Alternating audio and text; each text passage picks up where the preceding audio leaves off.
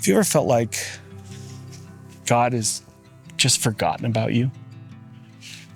Maybe you've been waiting for a relationship that seems like it will just never appear. Or you've lost someone incredibly close to your heart. Perhaps the one thing that you felt destined to do, your true calling, just hasn't materialized. Or maybe it feels like God's just disappeared altogether. If that's where you're at, you're not alone in the uncertainty and feelings of abandonment that any of these things can bring. Let's think about some of the stories of people who have walked similar paths. Take Joseph, for example, who's sold into slavery by his own brothers. Not cool. Spends years in prison for crimes he didn't commit. Very not cool. Yet those are the very things that shape him into a leader who would later save nations. His story wasn't about the destination. It was about the journey, the transformation through trials. Then there's Job, who loses everything, like everything. His possessions, his kids, his health. And when he's at his lowest, he cries out, saying, "And now my life drains out. As suffering seizes and grips me hard, night gnaws at my bones. The pain never lets up.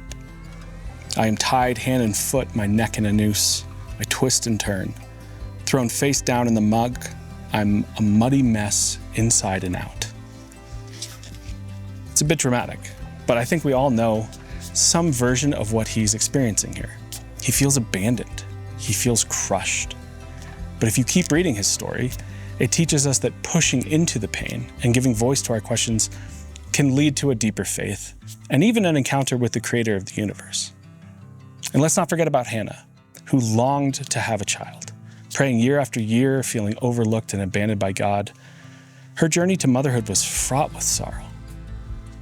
But her story reminds us that sometimes the weight, the longing is part of something bigger, something that shapes not just our lives, but the lives of many.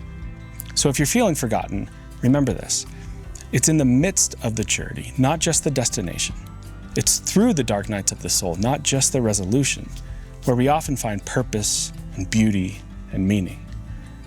In these moments of struggle and waiting, we grow, and we'll hopefully later see God's hand in ways that we might not have ever imagined possible. Your story isn't over. It's just unfolding in a way that might be preparing you for something extraordinary.